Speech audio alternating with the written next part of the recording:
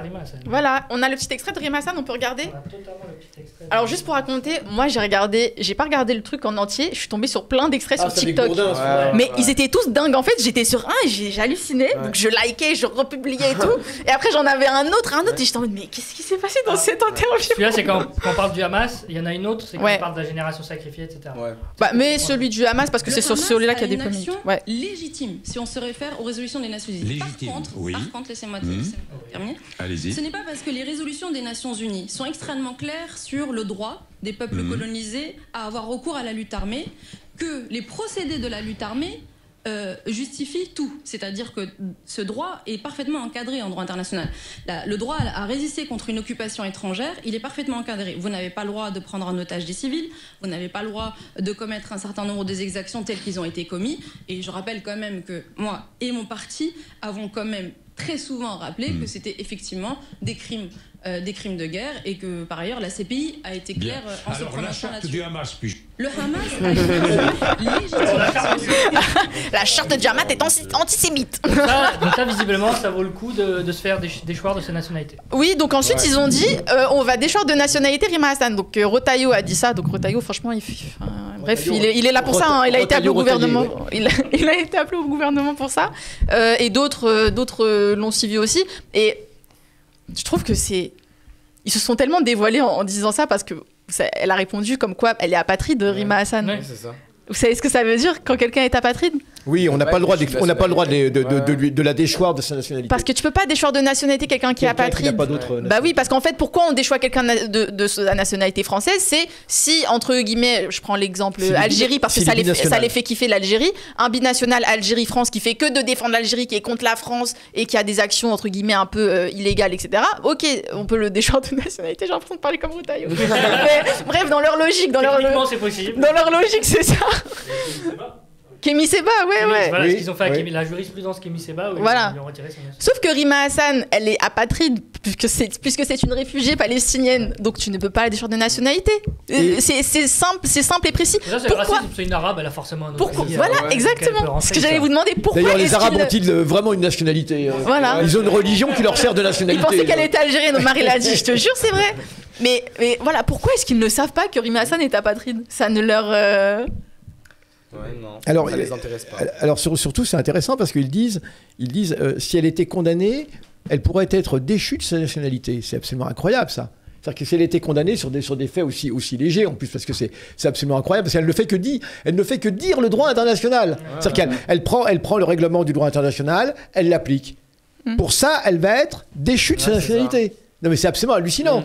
Alors qu'on a aujourd'hui en France des tas de gens, on a des binationaux franco-israéliens qui ne se contentent pas simplement de parler, mais qui agissent, qui ont vraiment commis Il y a des preuves matérielles. il y a des preuves, ils s'en vantent, etc. Il y a des vidéos, et eux, à aucun moment. Et on sait que servir une armée étrangère, normalement, eh bien, est une raison, est un motif d'échéance de nationalité. Sauf que, évidemment, on va dire que l'armée israélienne n'est pas opposée à l'armée française. Hein. Mais servir une armée autre que l'armée française, normalement, d'ailleurs, de la même façon que servir l'armée française vous fait acquérir la nationalité. L'inverse, c'est vrai aussi. Donc, mais là, dans ce cas-là, non, pas du tout. Et on parle de déchoir de nationalité Rima Hassan parce qu'elle ne fait que dire le droit international, elle ne fait que s'offusquer pour ce qui arrive à son peuple. Mais c'est absolument incroyable, quoi. Les mots nous manquent. Les mots nous manquent, et surtout, ce qui est désespérant, c'est que une grande partie de la caste journalistique adhère totalement à cela. Et se font les porte-paroles, les pourvoyeurs de ces mesures, de ces lois totalement iniques. C'est absolument incroyable. Alors, il y avait encore un autre extrait, je crois, Vous voulez réagir déjà sur ça? Sur cet extrait-là? Je cherche l'autre extrait. Mais en fait, toute cette interview-là, on dirait une parodie. On est d'accord. Genre quand Mais on oui. regarde, et puis là, elle parle vraiment en tant que juriste de droit international. Enfin, à aucun moment, elle est en train de justifier quoi que ce soit, enfin, elle reste très claire sur sa ligne, et puis directement, on entend à la fin, et la charte du Hamas, direct. Il n'y a pas de réaction au... Enfin, ouais. Non, Et Jean-Jacques c'est- Bourdin, il est de plus en plus vulgaire, je trouve, dans ses interviews. Franchement, il est d'une vulgarité, genre, c'est... C'est un individu peu recommandable de toute façon. Hein. Il a un pédigré maintenant. Oui, en plus, oui. On sait pourquoi il a changé de radio, etc.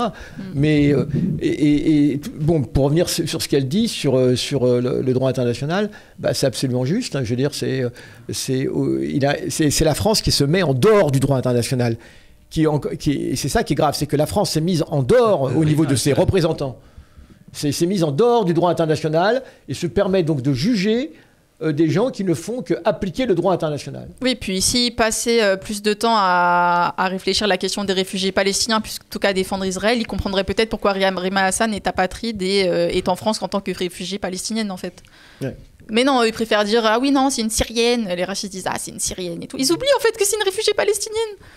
Enfin, et même si elle n'était pas réfugiée... Après, il y a peut-être un truc, c'est que si ils disent que c'est une réfugiée palestinienne et que c'est surtout une apatride, il faudrait expliquer pourquoi aussi. Bah oui, c'est ça. Il faudrait dire qu'en fait, en 48, les Israéliens les a salsés. C'est ça qui est aberrant. Ça remet en cause tout leur narratif. Exactement. Israël est la seule démocratie au Moyen-Orient. On ne sait pas pourquoi les Palestiniens sont opposés. Voilà, bizarrement. Ils n'ont pas de papier aussi, c'est bizarre. On ne sait pas d'où ils viennent, ces Palestiniens, et puis on ne sait pas pourquoi ils sont contre Israël. Exactement, c'est ça. Une espèce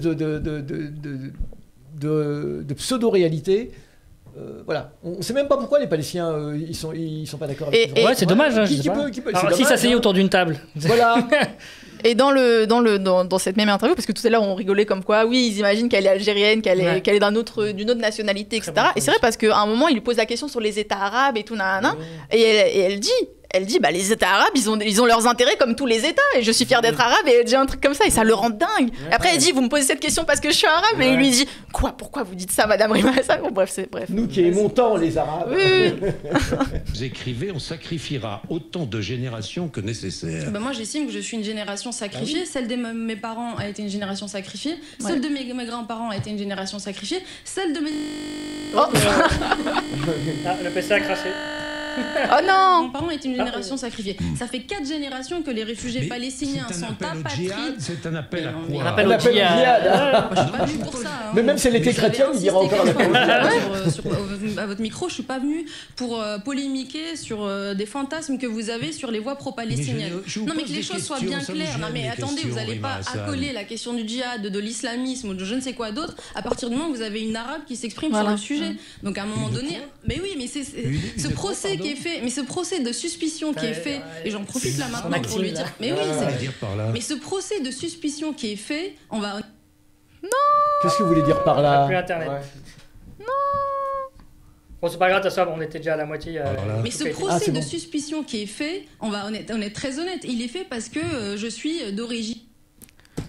Voilà, en gros, elle explique ça. Non, en gros, elle lui dit, si tu me parles de djihad, c'est parce que je suis une arabe, quoi. Tu t'aurais pas demandé ça à un autre député.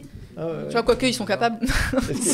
Non, mais ils sont partis de... On a sacrifié des générations de Palestiniens à djihad. Un appel au djihad. Ouais. Parce qu'en fait, elle dit, on a sacrifié, sous-entendu... je soutiens la résistance armée palestinienne et mes ancêtres sont morts, on va continuer à mourir. Eux, ils sont dans cette. Mais oui, c'est ça, oui. Pour eux, c'est des kamikazes. Mais c'est l'imaginaire. C'est des terroristes, blablabla. Oui. Ah ouais, mais c'est incroyable parce que du temps où la France était occupée par l'Allemagne nazie, je veux dire, je pense que tous les résistants disaient exactement la même chose. Nous sacrifierons les générations qu'il faut jusqu'à la libération du territoire. Donc, et tout d'un coup... Oui, mais ça, c'est la bonne résistance. Voilà, c'est la bonne résistance. C'est un peu comme le sketch des inconnus, le bon chasseur et le mauvais chasseur. Ouais. Alors, le bon résistant, c'est les résistants français pendant la Seconde Guerre mondiale. Et le mauvais résistant, c'est Palestiniens, on ne sait même pas pourquoi ils sont contre Israël. Voilà, et c'est compulsif, c'est du fanatisme.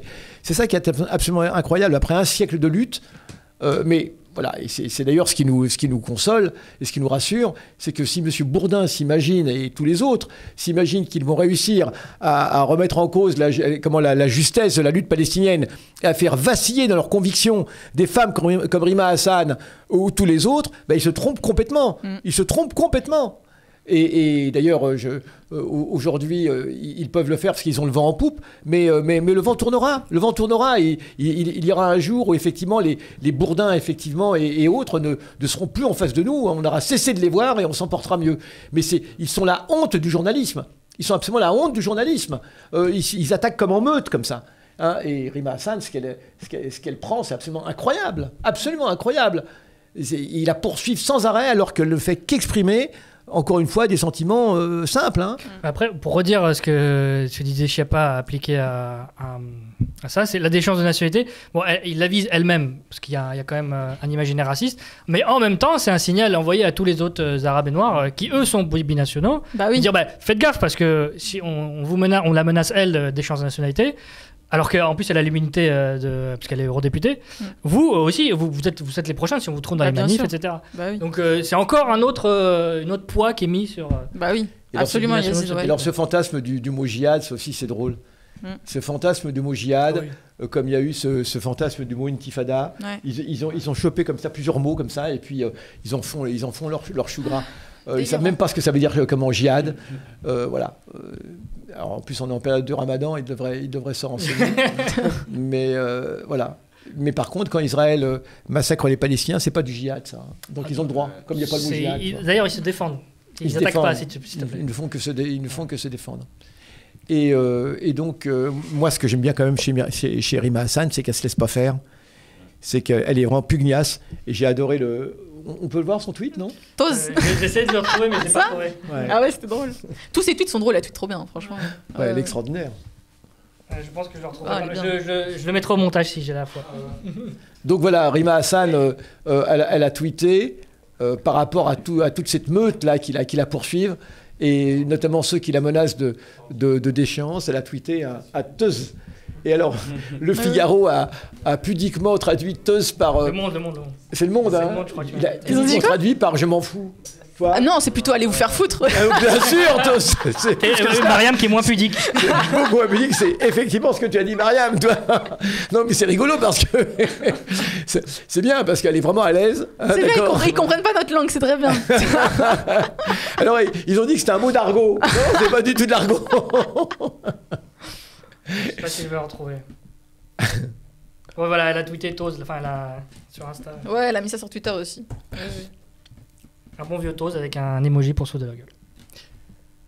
C'est bien, des fois il n'y a pas besoin de trop parler. Oui, franchement. Juste répondre très simplement, c'est bien. Voilà, ouais, c'est en haut à droite, en fait. là. En haut à droite, c'est ça.